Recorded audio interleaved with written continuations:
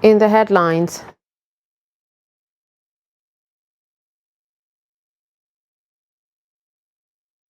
Allahu Akbar.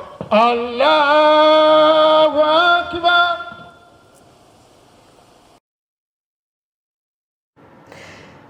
Nigerian Muslims join rest of the world to mark Eid al-Fitr. Gunmen kill 5 policemen couple in Imo State. Police arrest 7 suspected kidnappers, recover arms and ammunition in Kaduna State. And on the international scene, 10 people dead as gunmen ambush family in South Africa. Hello and welcome to Trust News Update. I'm Darshan Husaida Usman.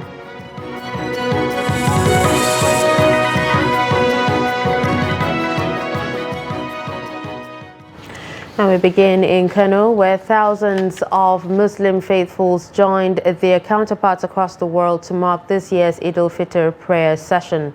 At the central Eid prayer ground, Muslims are called to emulate the virtues of the Prophet of Islam by living in peace with one another. Trust TV correspondent Idris Jibrin has the report. It's the end of Ramadan fast among Muslims around the world. In Kano, the 2 rak'at prayer was observed to give thanks to God for the successful conduct of the month. At the central Eid prayer ground in Kano, State Deputy Governor Nasur Gawuna thanks the entire people of Kano State for their continued peaceful coexistence throughout the outgoing Ganduje administration. I want to also congratulate the people of Kano State and Nigeria for being very peaceful throughout the month of Ramadan and the following months, and even the entire tenure of our government.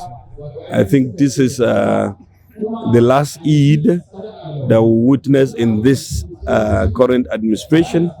We want to give our appreciation to the entire people of Kano State. I want to congratulate all the people of Kano State, in particular the governor of Kano State, Dr. Allah Umar Ganduje, and his deputy, Dr. Gawuna, and the emir of Kano, and all the rest of the emirs in Kano State, especially those from the Kano South. We really happy to witness this new Salah, the Salah Fitr. According to Kano residents, Eid is a time to care, share, and love one another, as faithfuls promise to use the period in accordance with the teachings of the Prophet of Islam. I want to call on Muslims to use this period in sharing love with one another. We should also be vigilant with our neighborhood.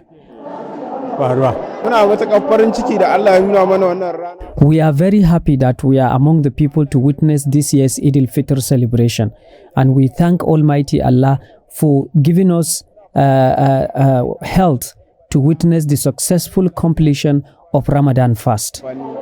Hundreds and thousands of people, including women and children, turn out to mark this year's Eid celebration. Idris Jibrin, Trust TV News, Kano.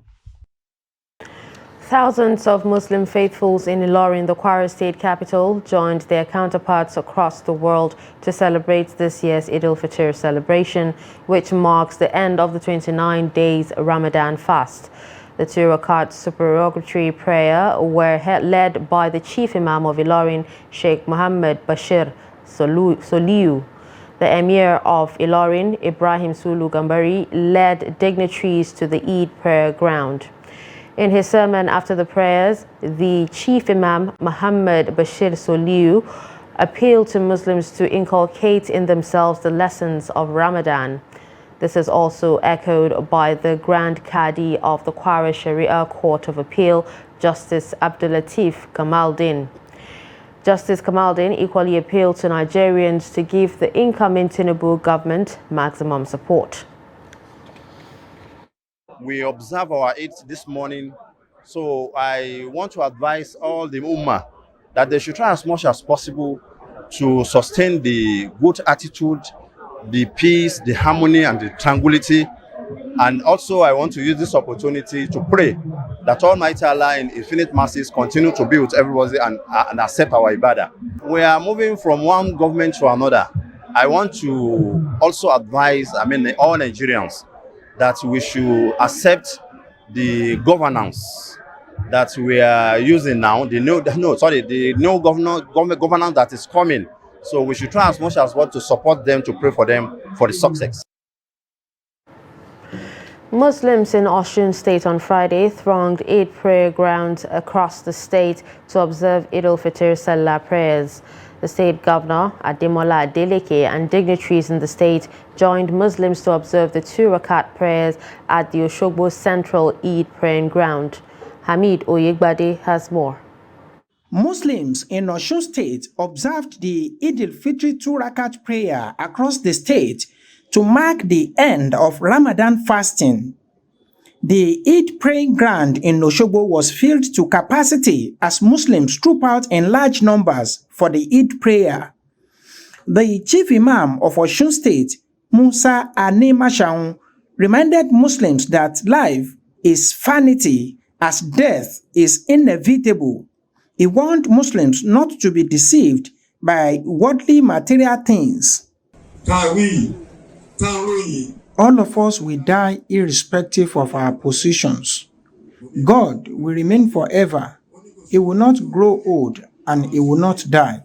He remains forever without an end. Some Muslim faithful said they are happy to have made behavioral changes for better during the month of Ramadan and vowed not to return to their past lives. For 30 days, we have abstained for the sin, all what is not good, and think I have made resolution that we will go back to there, and we have to resolve all our life and committed ourselves to Almighty Allah. And I wish we have to observe more of this Ramadan than this. Now that Ramadan is gone, our iman is still with us. We have to still do what we are doing during Ramadan. We must not forget all what we've been doing during Ramadan. We must not forget it. And I pray Almighty Allah accept all our ibadah, inshallah. Alhamdulillah, we give utmost thanks to God for letting us witness the beginning of Ramadan, at the same time the end of it, and we hope that we'll be able to continue and maintain what Ramadan preaches.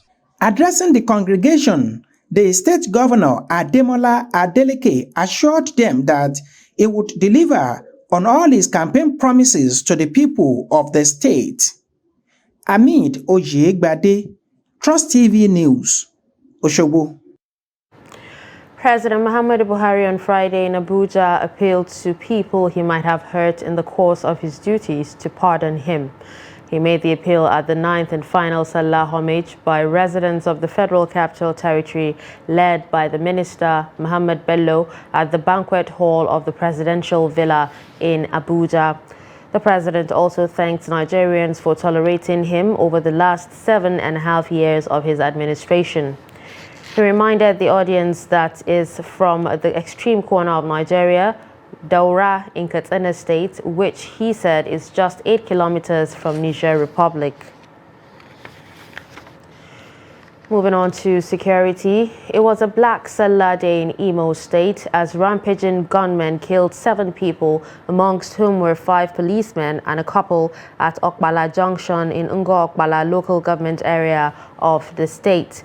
The incident is coming less than a month when fleeing gunmen on March 27 ambushed and killed 5 personnel of the Nigeria Security and Civil Defense Corps in the same area. The couple were identified as Mr. and Mrs. Chinaka Nwagu, natives of Amankwo Okbala community. Reports say the slain policemen had driven from neighboring Abo Mbese Police Division to eat at the junction. However, while they were eating, some gunmen drove to the scene and opened fire on them. An eyewitness said while 3 policemen were shot dead at the scene, 2 others ran to a nearby restaurant, but the attackers trailed them and killed them, including the couple who owned the shop they took refuge in. Police Public Command in the state is yet to confirm the incident. The Kaduna State Police Command says its operatives have arrested 7 suspected kidnappers. PPRO of the command, DSP Muhammad Jaligay, in a statement, said the arrest of the kidnappers followed a marching order handed down by the Acting Commissioner of Police, DCP Mamman Giwa, divisional police officers and tactical commanders to go after the criminals in the state. He said the suspects confessed to the crime during investigations, adding that some exhibits were recovered from them.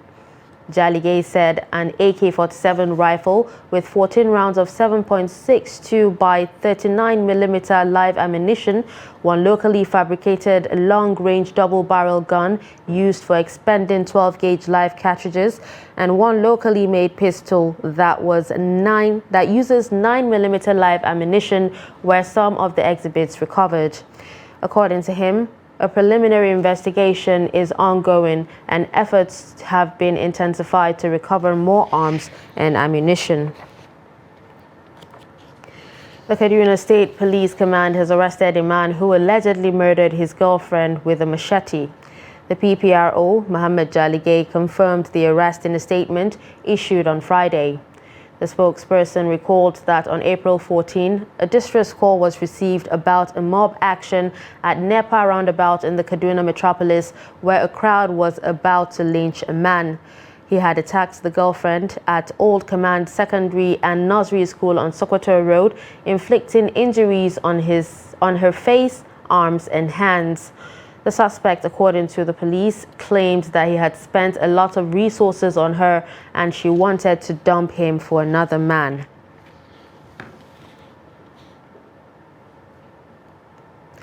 You're watching Trust News Update. Coming up after the break. How incentivization will boost shoemaking industry. Stay with us.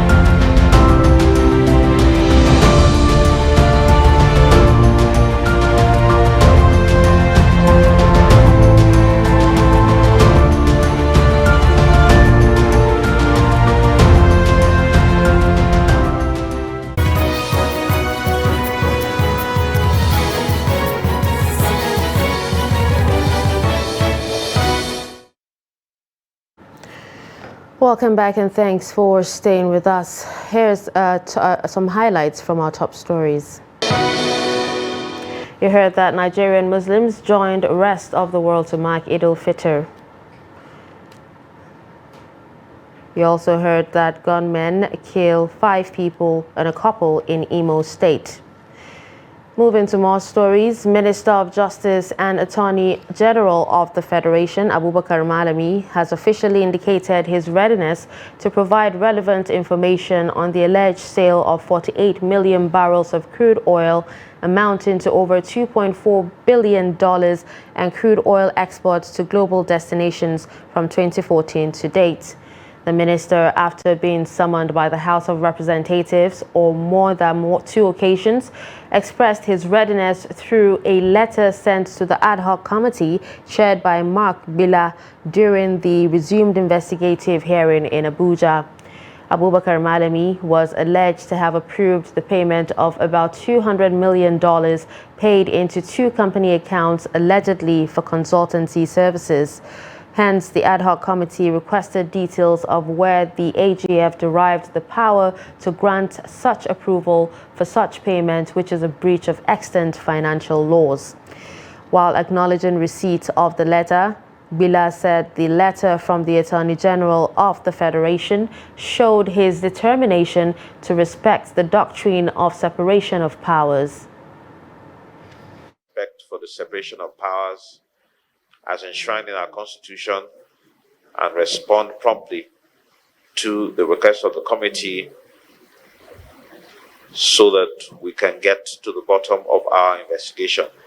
And like we have already said, we are giving her the benefit of doubt. We are not unmindful of the other powers we have, and we're not afraid to exert them, and we will do so if the leeway we are provided is still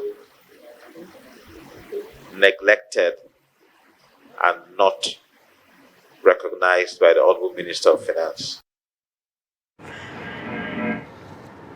Local shoemakers in Kano State are calling on the government to provide them with capital incentives that will sustain their trade. Trust TV correspondent Idris Jibrin reports that local shoemaking in Kano is currently employing hundreds and thousands of people, but is being threatened by a number of challenges. The report. Sheets of leather laying in plain sight, waiting to be processed into footwear of different sizes. Over the years inside Kofar Wambai market, hundreds of youth are involved in shoemaking business. They say the trade is often inherited from their parents to be passed down to their children.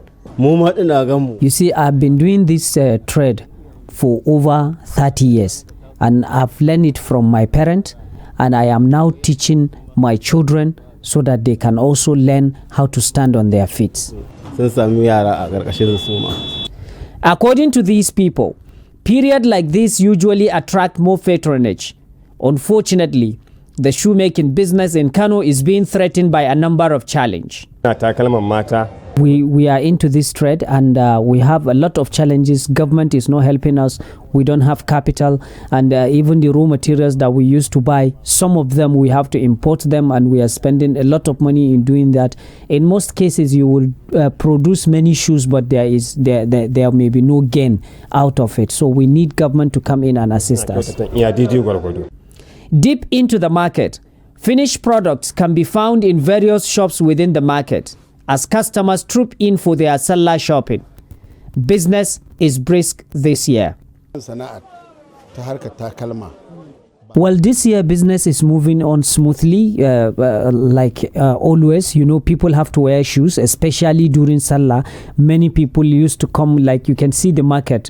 People are everywhere, and all of these people are buying shoes. So many people used to come here to buy shoes from different parts of not only Kano, northern Nigeria. With increasing opportunity in local shoemaking across Kano State, people like this are hoping that a common facilities center to be equipped with modern equipment may likely solve their problems. We have a common facility center in Kano which was initially established by Konkoso, and up to now this common facility center is working, but it is not working like the way we want it to be working. And we hope that the new incoming government will pay more attention to equipping this common facility center so that more shoes will be produced, more people will learn how to produce shoes in Kano State. Be that as it may, traders in Kofar Wambai are calling on government to pay more attention in improving the creativity of these young men and women shoemakers. Idris Jibrin, Trust TV News, Kano. The appointment of the traditional ruler of Agbowo town in Iwo local government area of Osun State has generated controversy in the state. The state governor, Ademola Adeleke, approved the appointment of Musibau Makinde Akande as the new Olu of Agbowo and presented instruments of office to him. But in the town, the development is raising dust as many see it as an illegality. Hamid Oyegbade files the report. Prior to his appointment as the Olu of Agbowo on 17th of April 2023, the new traditional ruler, Musbau Akande Benusola, was a district head for many years. The permanent secretary, Ministry of Local Government and Chieftaincy Affairs, Bashir Oladepupo, said the appointment of the new traditional ruler is in accordance with the Chief's Law, Cap 25 of Osun State 2022. But another district head in Agbowo town, Abdelkabir Tijani Aliazan, said he is the real hereditary prince and heir to the throne. According to traditional law and custom of people of Agbowo, so if you be on the elevation I'm the original Grand Baale of Agbowo land, which I'm going to be elevated. I'm still beseeching, I'm seeking the government intervention to just make a proper findings in this before it goes to out of hand. I'm the original landowner of Agbowo land, which we share boundary to many people with their have around their own Baale, like Baale Kondo. No one was cheated. I was given what I am due for. I've been here for about 35 to 40 years, even before the road from Oshogbo to Ibadan was constructed. I served as the second in command to the traditional ruler for 17 years. Please, check the file at the local government council. My promotion is in order. No one was cheated. As people of Agbowo are apprehensive over the development, a human rights group, Tawun Human Rights Initiative, has appealed to Governor Adeleke to investigate claims and install the appropriate person to prevent affordable chaos in Iwo land. We want the governor to make a findings and make sure he elevates, even if you want to elevate, to make sure he elevates the proper person to that position, because these people have been on this issue, not even now. We as a human rights, we have done our findings, we have made our research, we have done our investigation, and we have seen the true owner of that seat. Agbowo is a traditional setting that has history, and I think if there's going to be Oba in Agbowo, which is Olu of Agbowo, it's supposed to be the original son of Agbowo. Meanwhile, what is important to residents is peace and tranquility in Agbowo town and Iwo land as a whole. Amid Oyegbade, Trust TV News, Oshogbo. On the foreign scene, police said unknown gunmen stormed a homestead in the South African city of Pietermaritzburg and ambushed a family, killing 10 people. Police did not give a motive for the shooting. Those killed include 7 women and 3 men, the police ministry said in a statement. South Africa has one of the world's highest murder rates, with about 20,000 murders recorded every year out of a population of 60 million. And finally, in sports, reigning Nigeria League champions Rivers United will be up against 2-time CAF Champions League winners Enyimba FC of Aba in what is indisputably the star match of the round of 64 of this year's Federation Cup competition. Both teams are Nigeria's only remaining flag bearers in African club competitions this year. The Pride of Rivers host Tanzania's Young Africans in the first leg of the CAF Confederation Cup fixture in Uyo on Sunday, and will then have the clash with Enyimba FC as vintage preparatory match for the return leg in Dar es Salaam. At the draw held inside the NFF Secretariat on Wednesday, Akwa United FC were drawn to play Wiki Tourist of Bauchi in another big game, just as multi-title winners Rangers International of Enugu will take on Adamawa United FC. Heartland FC of Owerri have been drawn to play Jedo FC of Sokoto, while Kogi United square up to Melantariki FC of the FCT. And with that, we've come to the end of Trust News Updates. Don't forget to follow us across all our social media platforms. I'm Darshan Husseina Usman. Thanks for watching.